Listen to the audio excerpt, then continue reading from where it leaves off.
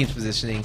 On this point, as soon as they saw them come up, had they closed, they still might not have won the trade because they didn't know where Morgana or Maokai was. They took the safer route and just let them have free reign.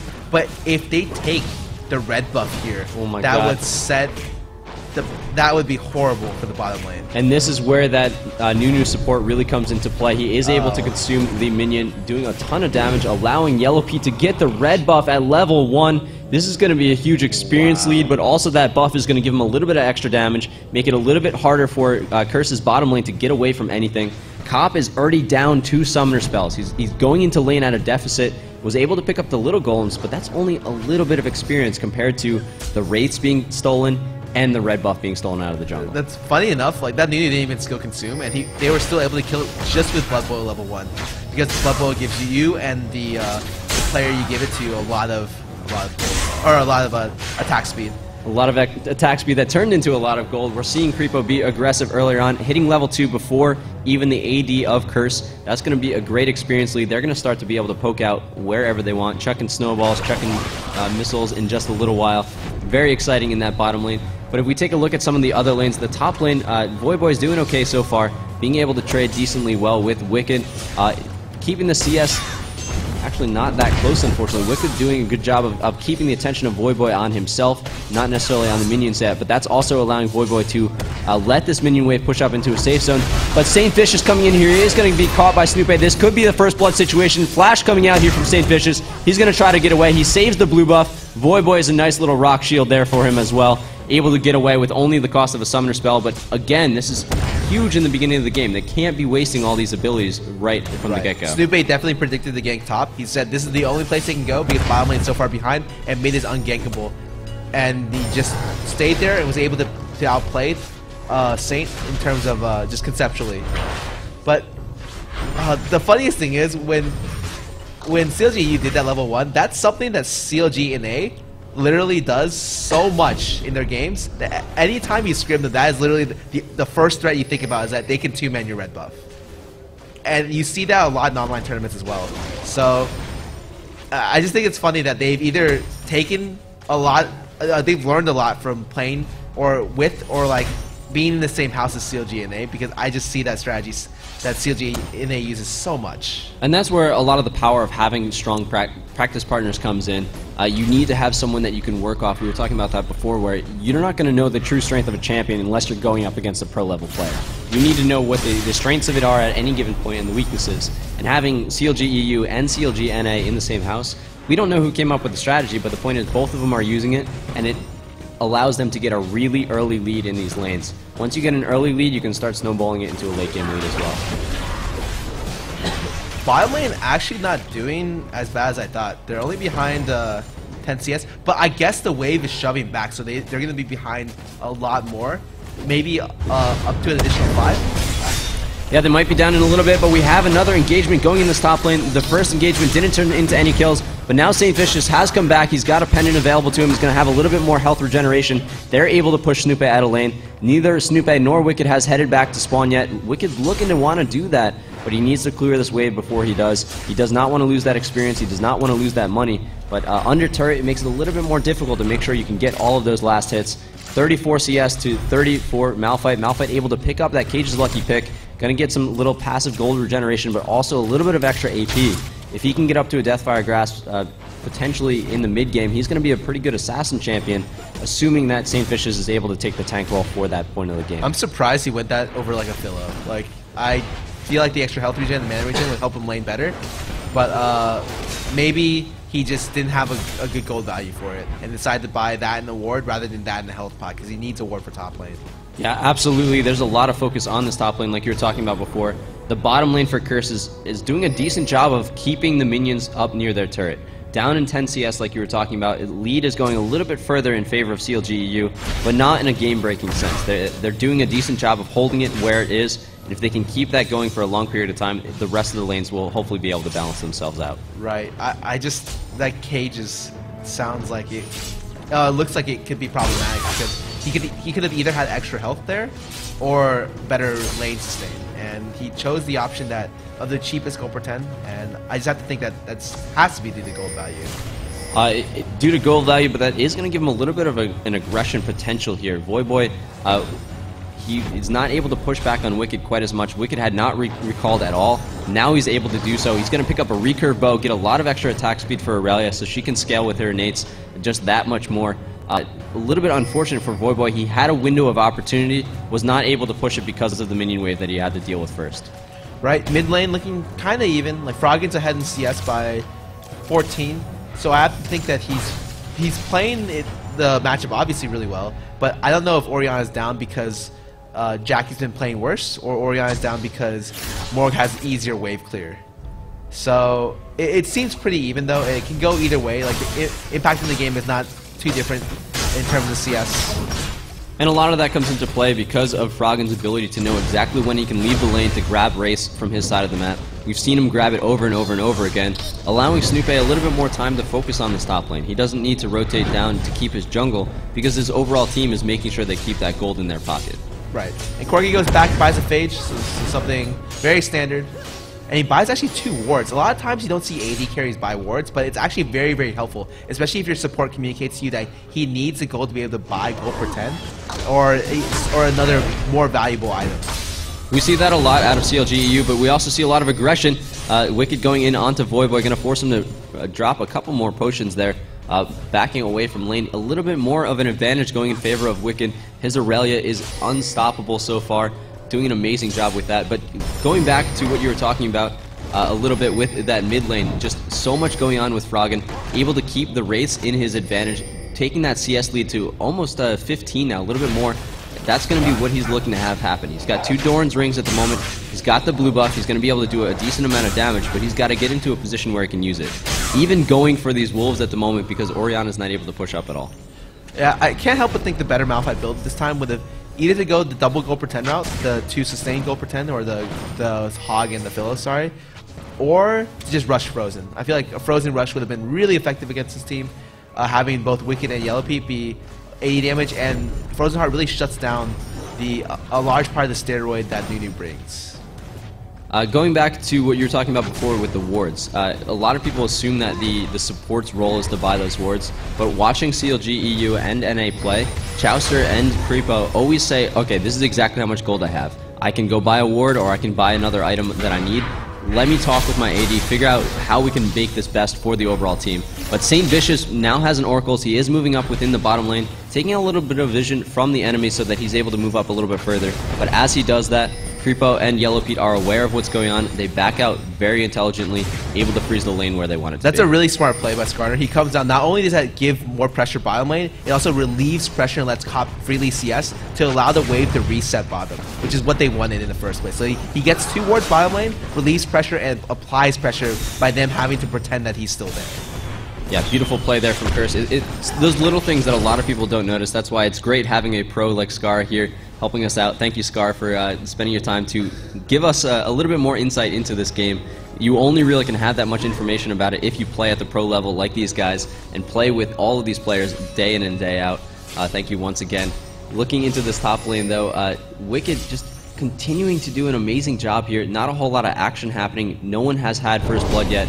10.5 minutes into the game, almost a 1,500 gold lead for CLG.EU, and that's entirely from the farm they're getting in their lanes. Ooh, Skarner looks to rotate back. He's looking to make a play bottom, which is a smart idea because their bottom lane is losing by 30 CS, and he needs to do something bottom, or else Yellow Pete is just going to take over the game. Yeah, Yellow Pete looking to make that happen. And they're looking for Cop to be their late game carry. And if he can't get farm in this game, then they're not going to be any effective at all. Walking into the mid, into the late game. Yeah, a good sight there from Elements there. He's able to put on a lot of damage to Yellow Pete, forcing him to actually have to flash away from there. They're going to be able to escape, but Creepo is not going to be. He's actually going to be left for Malphite. We saw Voyboy teleporting down in. That's going to be first blood going to Curse. They're putting themselves on the board, giving themselves a 100 gold lead. We're going to take a replay or take a look at the replay to see how that went down. That was actually a really good flash by Malphite, though. Or not Malphite, by Crepo. He dodged the Malphite ult, and which we're about to see. Yellow Pete was looking to recall, so he ate a little bit of damage from Element's Zyra, but that was not with awareness of what else was going to be happening. Skarner coming in and the teleport coming down. Creepo getting caught a little bit off guard. It wasn't the target that Curse was looking for, but still a very good opportunity for them. Yeah, no, Curse misses the kill on Yellow Pete, but he relieved pressure and gave a kill to Kog'Maw, so Kog'Maw can actually compete in that lane, as well as forcing the flash off Creepo and Yellow Pete. So they're looking pretty good bottom lane now. Like they don't have to worry too much about it. However, they blew a lot for that. They blew the teleport, they blew flashes on Skarner, they blew two ultis, and CLG.EU knows for the next couple minutes they're safe. Like they can just put pressure on lanes. Wicked is looking to put a lot of pressure on Void right now. Void decided to go Sork Shoes. I really feel like he should not look to kill that lane because he doesn't have Ignite. There's really no way Void can kill that lane without Ignite. And really he should not have even planned to look to kill that lane if he's looking to play a summoner spell like Teleport. But he builds Sork Shoes instead of maybe another Gold Pretender or maybe some armor. And I can't help but think that's a little bit questionable.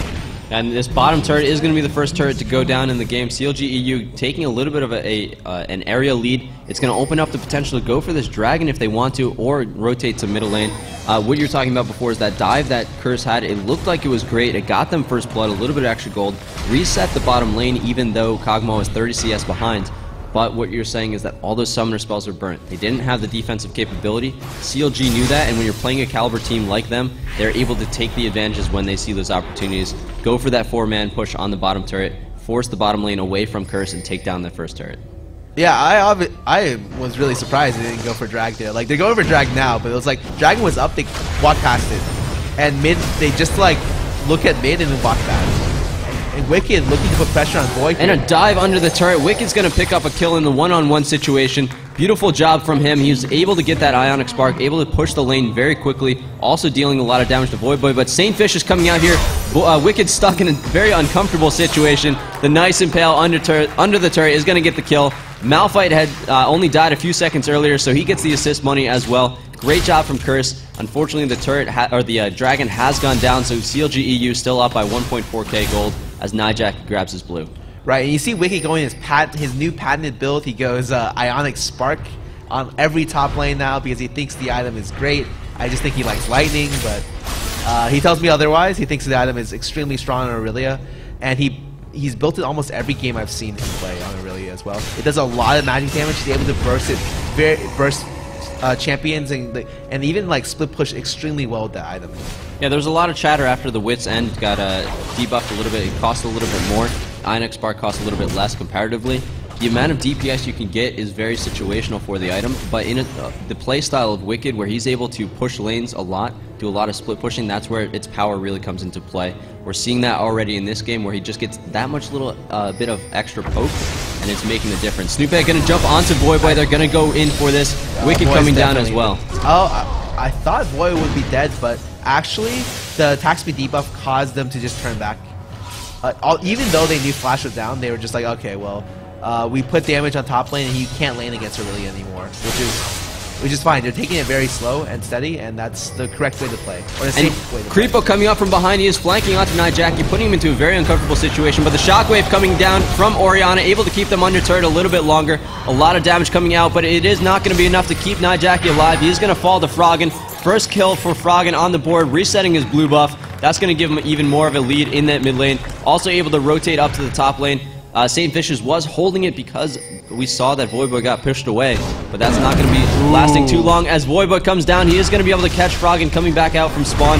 Full health here available, but Maokai's ultimate's going to keep keep Froggen alive a little bit, not long enough, however, and they're going to keep this chase on, not for too long. Going to grab the race instead. I can't help but think Saint reacted slowly there. Had Saint, he was holding top, but had Saint seen Yellow Pete's health, or had they called it earlier, and had he reacted faster, he could have cut off Yellow Pete. And at least, if not forced to flash, forced to kill, because he also had flash. His ulti was coming up within 5 seconds of Yellow Pete being in his jungle. So I can't help but think they could have had something there, and the reaction just wasn't quite as fast. However, Cop and Void came in and cleaned up Froggen there, and was able to make a pretty good play after a very forced dive by CLG. Yeah, the forced dive was in Curse's benefit overall. A very good idea from CLG.EU, but they weren't aware of how quickly Voidboy could get into the situation. He was able to reset things a bit, 1-for-1 on both sides, bringing the gold lead only to about 1,000 for CLG.EU. That's pretty much the gold for that bottom turret that they removed. But as the Dragon's going to be spawning up again in 3 minutes, that's a window of opportunity that Curse really needs to make something happen. We see that they're getting to the point where if they're in good positioning, they're able to take fights off CLG.EU. If they can do that once or twice more, they're going to be in a commanding lead. Right, and here we go. We have Wicked getting the red buff, which means top lane, which already doesn't have many defensive stats as it is going to completely not be able to handle Wicked. Snoopay coming in with very, very low health. Still looking for the gank, though, because he knows that there's no ward here. I have to say this is going to be a dead boy. Dead boy indeed as Snoopy comes in, but can he actually trade the damage a little bit? No, he cannot. Tries to run to the brush, but that will not save a rock against the Wicked. This is going to allow Wicked to continue to push up this bottom lane. He needs to wait for his next minion wave. That extra couple seconds is going to allow St. Vicious to come up. We were talking about before, St. Vicious not able to leave the lane to help the mid fight quite as quickly as he needs to, but doing a great job of babysitting this top lane when he's needed. Right, and look at the CS difference. Wicked is 60 CS ahead of top lane, just because I feel like he knows the matchup, he knows his champion so well. He's just such a strong mechanical Aurelia player. This is why teams don't give him Aurelia, because they feel like his other champions he's not as comfortable with. It's just Aurelia he seems to know just front and back. It's also the style that we see that Wicked and Voyboy are taking in this particular game. Voyboy not focusing on that particular lane matchup, but instead using the teleport, trying to be a little bit more mobile to help out the other lanes where his 3 assists have come from. But what you're saying before is Wicked just 2 levels higher, only focused on pushing that lane. He's going to be taking down this turret very quickly, and as that falls, that's going to leave a Dragon opportunity in about a minute. Right, Void could still look to make a play with his teleport, but he can't go back into the top lane anymore. He realizes that top lane is kind of a lost cause. He can't trade when he gets a red buff Aurelia, and he might not even be able to lane at the tower against a red buff Aurelia. So he cuts his losses and looks to go bottom. Oh. Cuts his losses, jumps onto Yellow P in the bottom lane, but goes a little bit faster than the rest of his team. Not as much communication as they'd really be looking for. Voyboy's touted as kind of a vocal player for the team, but it seems like Elements and Cop were not quite ready for the trigger to be pushed. Something they're going to need to tighten up in their play moving forward, but it's definitely an idea of what they should be doing. Very good thought for them, but they're going to need to tighten that up, like I was saying. Yeah, that was too forced.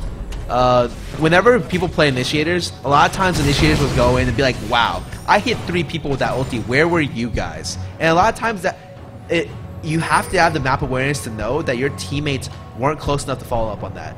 Elements did not have his flash up for that fight, so there's no way he could have flash and rooted that. And even had he gotten that, Yellow P could have just gotten out. So Void blew flash and his ulti for a play that at best would force a flash from Yellow P. I can't really say that's worth it. Absolutely not, and that meant that St. Vicious had to take the top lane, leaving the Dragon available for CLG.EU to pick it up once again. 20 minutes into the game, as soon as they finish this off, that's going to be a 2,500 gold lead for CLG.EU. Top lane looking pretty dangerous, as well as Aurelia is just continuing to push. Froggen returning to mid just as the minion wave was about to start getting within sight of the turret. They wanted to die, not to Froggen, but their gold gets stolen anyway. Yeah, Saint's just holding top. Saint a lot tankier than Void, so he can just hold it, look to trade against Aurelia and be okay. So Saint's getting a lot of farm, but Void's falling behind. He only has 1 gold per 10, so his gold income is not going to be that good. If he looks to force another play similar to that bottom lane, it has to work or else he just falls behind way too fast. I think Malphite's looking to 1v2 bottom now. They know that Dragon's down, so they may just send 2 top. But it's so late that if they do that, CLG.EU can just pressure middle.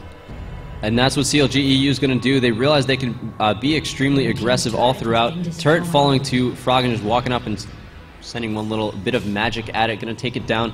More gold for CLG.EU. More gold that they're going to turn into really strong items. Corki almost on his Trinity Force. We got a Zhonya's Hourglass on Froggen, so he's going to be very hard to kill later on. And then with Aurelia still sitting on the Phage and Ionic Spark, just continuing that split pushing going on. Almost 80-something CS above the top laner for Curse. It's going to be huge as they push in behind the turret. We're going to see Krepo move in there, try to use the Absolute Zero to shut them down a little bit. Cop being stunned indefinitely, but he's able to dish out a lot of damage as well, going toe-to-toe against Snoopay, but with Froggen coming in here with his ultimate, able to finish off that AD carry, removing a lot of the damage. Zhonya is getting popped. This is actually a pretty good situation for Curse right now. If they can turn it into 1 more kill, they will actually not be in that bad of a situation. Wicked going to be falling here. Maybe, yes he does. That's 2 for 2 so far, 3 for 2. in favor of Curse. Voyboy coming out with that aggression is going to be able to chase down Crepo. This is going to be what the Curse was looking to have happen. They're going to need to be able to take him down and then rotate and start to do something else. Because if you look at the bottom lane, there's actually a split push coming out from Yellow Pete, making it so that CLG.EU, even though they lost the fight, they're still going to come out on top overall. Right, that was an excellent dive by, excellent play by Crepo. Like, he flash ulted after, and he knew that Cop and Elements would have to run through his direction. He said they did not expect Voyboy's teleport. That's just the big thing. He surprised them with it, and they still came out, like, they lost in kills and deaths, but we had Yellow Pete pick up almost 3 or 4 waves bottom as well as put turret damage. So they didn't come out behind on that. I feel like they still split even right there, even after having more deaths.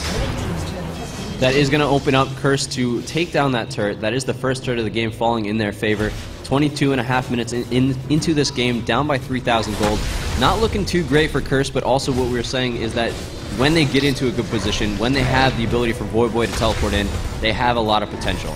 A lot of the past 2 or 3 minutes was all based on that attempt from Voyboy to gank that bottom lane that didn't go too well, turned into a dragon, turned into a one-team fight for CLG. But that's something that Curse can kind of tighten up even within this game and start to change things for the late game. Right, especially with Wicked's build going Wits into off Ionic. A Frozen would have been so good here. But Malphite decides to build more health because he doesn't really have the defensive stats to deal with any magic-related damage, which I don't necessarily blame him to do. Are they going to look to force a fight here? I don't think that would be ideal.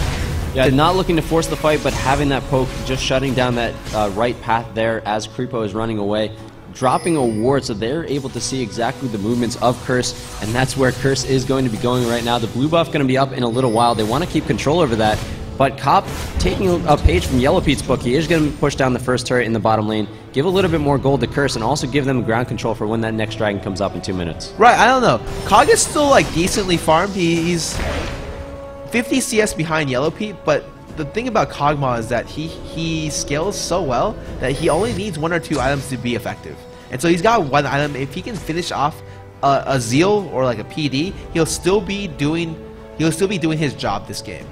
That's absolutely true. And with those 2 kills and 2 assists, he's only 700 gold behind Yellow Pete in that bottom lane. But all that gold that Yellow Pete has is really coming from the global objectives that his team's getting for him. So as far as Cop versus Yellow Pete, they're doing very good, or very even so far in this game, but Yellow Pete just getting a little bit of extra gold. He's going to have a little bit of extra ability from his team to keep him zoned in the right position, so it's really going to come down to which AD carry is going to have better positioning. Right, and Wicked, the bad part about this build is his build is very, very squishy. So I know I talked to Zuna about this build before, and he's like, he doesn't like this build because when you go in with Aurelia, you won't be coming out alive. Even with Flash, you won't be coming out alive. You're going to go in and commit 100% and most likely die in the initiation. And so Wicked's build actually really susceptible to damage, and Cop can actually go through Wicked very fast because he has no armor. Yeah, Curse with very good ward coverage right now. They know that they're not going to get flanked at any point. Pushing up that middle lane, bringing it to 3 turrets to 4. Not too bad for them at the moment. Just chunking down a little bit of that gold lead, giving them even more of some, well, the chance to breathe, I guess. Not that much breathing room per se, seeing as that Froggen finished off that Rabadon's death cap the last time that he went back to buy. That's going to be a ton of magic damage coming out from him in these team fights. A little bit of poke coming from Cop, but not really enough to really scare them quite yet. Curse will look to force this. I don't know how effective this will be. And they are going to force this. Saint Vision flashing and ulting in, trying to go onto Yellow Pete. Going to force him out of the fight temporarily. Jackie going to be the first one to fall, however. This is not looking too good for Curse. A lot of damage on both sides, but Saint Fish is being the second. This is going to be a rout for them as well. Whenever a team is running away, that's when you start taking losses without dishing out any damage. A little bit of kiting coming from Cop, but if he's not careful, he's going to get caught. Maokai doing the W, jumping in there. He does get caught. He does get taken out. The Icathian Surprise going to chase a little bit. Not going to be able to do enough damage to pick off the Crepo, though. That's very, very good for CLG.EU. 3 for 0. They're able to go for Baron right now. I'm glad the camera wasn't on me during that fight because I literally palmed my face. Jackie missed his ulti because Saint went out of range, and so Jackie ended up ulting himself because the range on his move protect is shorter than people expect. And so as Saint flashed, the ball deleashed, and Jackie ended up just ulting nothing. And that's the only reason they lost that team fight. Yeah, it was looking like it was a good situation. Element's going to try to come and do something about this, but no, he gets taken out. Just a free donation to the enemy team. Boy with full health trying to get in there, just barely dodging the Dark Binding, and he's going to get away, but not before CLG.EU grabs that Baron buff, takes it back for dinner. They're going to go spend some of their money on some hard-earned items. Right, it's just one misplay like that, and that causes people to lose team fights 0 for 5. And it looks like they're going to go and replay that team fight for us. So Saint flashed in, and the ball deleased on the flash. They would have been able to kill off Yellow P, and I would have at least think they would have split, if not 3 for 2. Maybe at worst they would have been able to get like 2 for 4. And that would have been able to stop any kind of Baron. So they still would have been in the game had that ulti went off, but now that ulti wasn't able to go through, it's really hard for me to see Curse having a shot in this game. Yeah, a little bit of miscommunication going on there from the Curse team. They had a lot of initial damage that if the ball had gotten where it needed to be, that could have been an assassination attempt which would have flipped things around. But League of Legends is all about playing your champions to perfection. If you miss even one move like that, that is a crucial thing to have happen at this stage in the game. 28 minutes in, CLG.EU just grabbed another dragon here for them, up by 6,000 gold, and they're going to start to push down the first inhibitor turret. Wow, Boy forced to use his ulti off of Froggenbind, because had that hit, he would have died 100%. So, unfortunately, Curse won't have Boy's ulti as an initiation for this fight, and they really can't do anything for the next 40 seconds or so. The one advantage they have is that mid lane is staying relatively even as far as the minions are concerned, pushing up to the middle river, and the bottom lane is pushing all the way up to CLG.EU's turret. They have a little bit of breathing room here, but they need to defend this. A lot of siege potential coming out from CLG.EU, but Curse also has a little bit counter poke as well with Cop and Nijaki. Right, they just have to stall it out until Boy gets his ulti back. And really, ideally, like, Curse just has to wait for Saint's flash as well, because Yellow P still doesn't have QSS. There's still a possibility if they can look to give, like, Froggen or Yellow P, they could still win a team fight, or Wicked, even Wicked. Wicked's so squishy. But I don't think CLG.EU is looking to force before they go back to fire. Yeah, Wicked just finishing off his Trinity Force, so keeping in vein with that squishiness, but he's going to be dishing out a ridiculous amount of damage as well. They have Maokai available to give him a little bit of extra defense. He has that Aegis for his team, and then we've got the Zeke's Herald coming from Creepo, so he's going to have a little bit more aura items as well. On the other side of things, though, Orianna has finished her Rabadon's Death Cap. She's going to start to be that crazy burst damage coming out like we've seen from a lot of Oriannas in the past. If he gets a ball in a good position, that could be a complete game-changing point for them. Only down by 3 kills at the moment. This is not an unwinnable game for Curse. Froggen going a very standard Zhonya's first into a Rabadon's Death Cap build.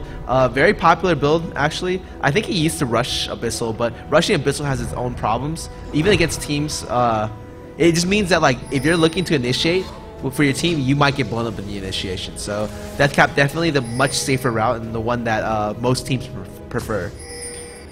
As this Baron buff is kind of ticking down a little bit, what do you think is going through CLG.EU's head? They know they have the advantage, but they're not pushing it very hard. They know they should have this game. So what's going to happen is they're going to look to shove out the lanes very slowly. Top lane has CS, so yeah, more than likely they're going to send Wicked up top. Wicked's going to split push, while 4 are going to go middle. Or actually, no, Froggen's just going to go back and farm. Froggen maybe has like a big item to buy at this point, but in the meantime, I guess they'll just look to shove out the lanes and be able to keep up their lanes pushing so that Curse loses map pressure and any kind of advantage they can get with that. Yeah, Froggen sitting on 2,500 gold, looking maybe to get the Abyssal Scepter next, so that he has just a little bit of extra damage for him available to him. But that's if he doesn't get caught out here. We see some pings coming down onto where Curse's lineup is, but that's something they're still going to need to be able to react to. Curse trying to loop around. If they can catch 1 or 2 of CLG's players off guard, this is going to be an opening for them to start to push down some turrets and get a little bit of an advantage. I would really like to see QSS on oh, well, Froggen just straight buys a Deathfire. Wow, he had a lot of gold in the bag. So I would have liked to just see a QSS buy on Yellow P, and he just picked one up. So the only chance of them killing anything in this fight is if they can kill Froggen or Wicked within the... Wicked's tanky now, so you have to give Froggen within the 2 or 3 seconds of Skarner ulti, or else the game is more than likely not going to go in your favor. Yeah, Wicked's going for that Guardian's Angel. If he can finish that off, he will be able to get to the back line, do a ton of damage, stay alive for a little while, then allow the Guardian's Angel to pop as the rest of his team catches up and eliminates everyone from Curse. So this is really the window of opportunity for Curse to make something happen. They need to get a couple kills here and there, but who are they really going to be focusing on? Like, they have to get Froggen. I really feel like the best initiation possible is going to be off Froggen, but Froggen won't misplay to the point where he can't shield the bind. So maybe they just have to wait for a dive that goes wrong and then force something well under turret. Like pulling in Maokai would maybe not even be such a bad idea. It's just it's very hard for me to see a situation where CLG.EU does not come out on top. And it might be hard for Curse to see that situation as well. They're down, they're not able to even get their own buffs. The ward coverage that CLG.EU has in their enemy jungle is amazing. They're going to know every single move that Curse makes. There's no oracles on Curse, I don't believe, at the moment, so there's not a whole lot of clearing going on unless St. Vicious picked up another one. But with that, they're really just trying to stay alive, and it's very difficult for them to do so, seeing as there's so much pressure coming from every angle. Right. Baron's going to be up again in less than a minute, and if they're not able to win a team fight or get into a position where they have a chance of at least chunking down a little bit of CLG.EU, that Baron will go in EU's favor, and with that will most likely be the game to follow right after. Right, EU's playing a very slow roll game right now. They're just waiting for Baron to come back up. They're going to take Baron, or bait Baron, and they're going to...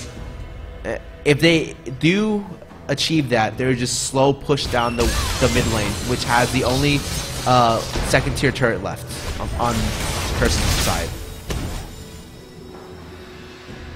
And you just look at the CS differences here. Like Void's 170, more than that, 180 CS down? Yeah, 180 CS down on Wicked. You see mid lane's down 30 CS. You see bottom lane's down 50 CS. They're down over 200 CS compared to CLG.EU, and they just have CLG.EU just has a dramatic gold lead. So when they look to fight, CLG.EU will be tankier and do more damage, which is why I feel like this game is gotten turned for the worst. And Wicked has called down that Angel to keep him alive in the next fight, finishing off that final item that we were talking about before.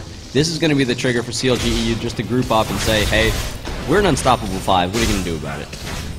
Absolutely. Baron just comes up, so Crepo's just going to run around, look for the wards, hopefully go up and find that last ward, or actually look to force right here, right? And the forcing is happening. St. Vicious is actually jumping in there a little bit. He does have a chance to flash out with the ball going on him, but now at half health, no flash available to initiate onto anyone. They're going to need to back off here, allowing CLG.EU to take down a free turret in the mid lane, and then have the choice between either going for the inhibitor or going straight for Baron. Right, I can't help but think that was a bad play by Saint. He looked to flank, but he was looking to flank like in a direction where he didn't have ward coverage. So he took a huge risk and paid for it dearly by forcing to use flash. And that was the only way Curse was able to... Well, Curse was going to get a pick on their backline, or on CLG.EU's backline. So at this point, Curse either has to wait another 4 minutes for Flash to come up, or look to initiate without it. And I feel like CLG.EU can just do whatever they want here. Like they're just going to bait it like this. Oh, and we might see a little bit of a sneaky going on here as Wicked is coming out. He's going to lead the charge with Aurelia. Going to use the ball as a little bit of defense with St. Vicious. This is a great initiation for Curse. Are they going to be able to dish out enough damage, though? Skarn is the first to fall. Nunu following shortly after. Maokai going down in addition to Malphite. Both the M's falling. Zyra going to be the last with Orianna. No, it is not going very well for Curse here as CLG.EU finishes it off. Will Wicked get his Guardian Angel pop? No, the Black Shield going to barely keep him alive. He's not going to need that cooldown to go on. That is an ace. 2 for 5 in favor of CLG.EU. They're not going to have enough health to go for this Baron, but they're going to be able to push down this middle inhibitor, able to give them a huge advantage. That fight actually went really badly for CLG.EU. The only reason they came out on top is because Froggen realized that it was a situation where he had to make the play, and he flash ulted their backline to be able to force them backwards, or to force them away from the choke that Void created off his ulti. Yeah, great thought that CLG.EU had to flank them. They were very far ahead, but if those two teams were even, the positional advantage that Curse had would have changed things a lot. But let's take a look at a replay and analyze it a little bit further.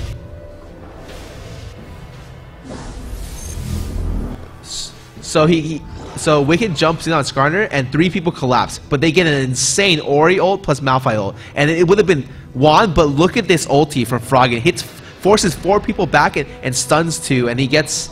That's it. That's all that happens. So Curse was in an okay situation, and then CLG.EU just comes out on top with better team play. I think that's the analysis of pretty much all of CLG.EU's game. That's it. Froggen happened. Done. Yeah, no, he's doing extremely well in most of the series I've seen him play this weekend. And very mellow about that. He's up over 300 CS now, 37 minutes into the game. CLG.EU, 14 kills to Curse's 8. Over 10,000 gold lead. They have not even taken down the second Baron quite yet. All at full health, all back into the mix of things. A little bit more AP coming out from Morgana, but she doesn't even need it. This team is very, very scary from CLG.EU. Right, and Void decides to pick up a Deathfire Grasp before picking up a Glacial or a Frozen Heart. I don't really know if that's an ideal. Because, like I said, if anything, their AD just got even stronger. The Oriole only hits 1 target, and it's going to be really bad for Curse. Yeah, the fight getting initiated as CLG.EU wanted, but Curse is just trying to make something happen. It's not going to work. Not even a single player falling for CLG.EU. The triple kill coming out, but the Icathian Surprise is going to shut down Morgana. So Froggen is actually killable a little bit in this game. Actually has the most deaths on his team so far, but it doesn't matter. Curse is going to surrender that. They're